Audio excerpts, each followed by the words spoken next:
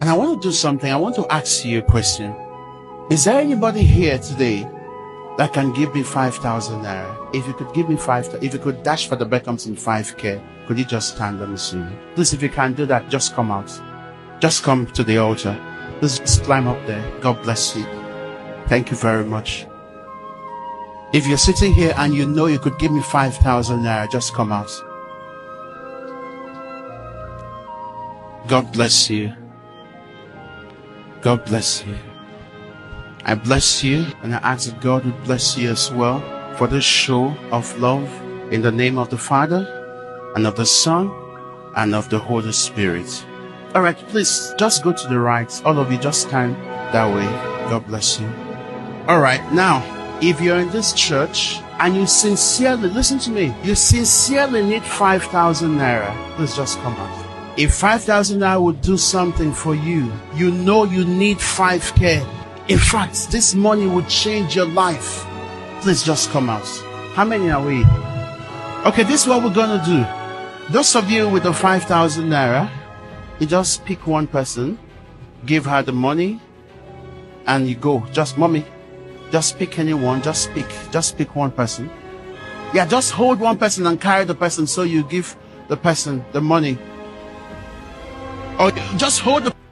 So my people, you guys have actually seen that wonderful video. I know it was very touching, right? Because I was touched. I had this very beautiful song playing in my mind, but I don't have good voice, so I can't sing it for you. I'll probably play the song after the video, so you see the song. But anyways, this goes to show that, you know, in all the evil going around the world, there's still like an atom of righteousness in some.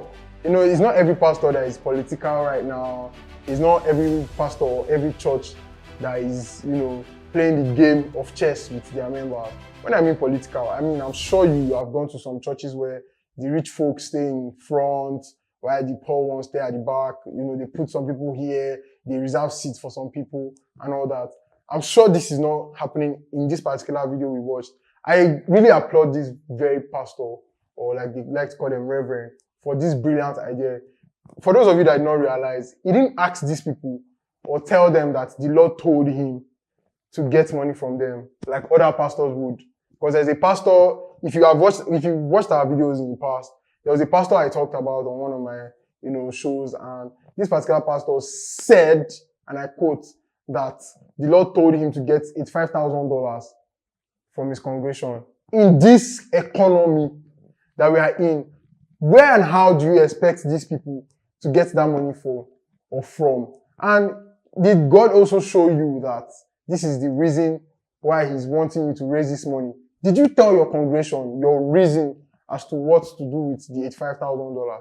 No, it was not communicated. It goes to show that not all pastors are criminals. We still have some pastors that have like human feeling, human emotion, that are still in touch with their congregation. Because now you find pastors going around with escorts and barricades, you know, having private jets and all. I don't think this kind of pastor is one of those. He's not one of the greedy political pastors that they speak in favor of whatever is in play for them. You know, and another thing I would like to talk about is the transactions most of these pastors have now. See what this particular pastor did. Before I get into that, some people were like angry that the pastor would have collected the money and then given it to those people that needed it directly. Because now, they said that, in quotes, that if these people know that it's not the pastor that needed the money, some will frown at it. I understand where you're coming from, but trust me, I really applaud this man for not making this transactional. He just told them, pick one person you can give 5,000 naira and help them. So now you are blessed directly. You gave the money to the pastor, but not directly. You know, so now this is me speaking in transaction terms. Pastors like Pastor Jeremiah Fain, he came out, he was like, oh, he has his spiritual water, he has this one, that one, selling it to the congregation. I think he has a water that if you drink, you know, no, it's actually a key that once you have that key, it opens you to like $1 billion of wealth and all that. Excuse me, sir, if you have $1 billion of wealth, why are you selling these keys? I'm surprised. Don't mind me. Sometimes I get confused, and I like to ask questions when I'm confused. But if you know you have such key to success, Why are you selling it? I'm sure you're already very successful. So, like my brother would say, he's one of our celebrities. Sorry for dragging me into this. Davido, he would say we rise by lifting others. As a pastor, you would rise your congregation because you are lifted already. Why sell your water, sell towels and all that, and somebody came out to drag you? You are filing a lawsuit of 2 billion naira to that person. Let's do better as Christians.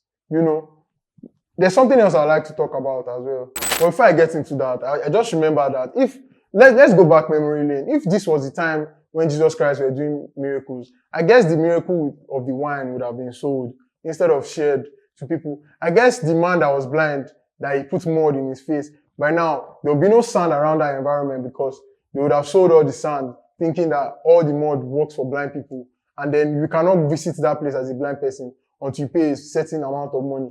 Or, you know, many things, what's it called? Should I say rapper, like we call it here in Nigeria, that he worked on will be in the museums now that, oh, this is the rapper that Jesus Christ worked on. Many things like that if you touch it, the blind will see. But we keep forgetting the idea of Christianity. And it's the fact that we are moving by faith. Because we've not seen God before, obviously. But then our faith has made us whole. So does the Bible say. I feel like a lot of us have been brainwashed by this whole Christianity thing. If you go back memory lane as to how Christians were then and now, Christians were willing to sacrifice themselves for the main cause, which was, you know, the gospel, Christianity. But nowadays, these our pastors or so-called daddies, you know, I know people have so many names you call them now, are not willing to do the sacrifice. Rather, they just want to sit there, drive like private jets, or like ride on very expensive cars, entourage, you know, convoys, carrying security up and down. Jesus Christ actually do all this. Because if we are really living by the books or living a Christ-like life, Jesus Christ never at any point carried, you know, now before you even see your pastor, you have to go through, you know, protocols.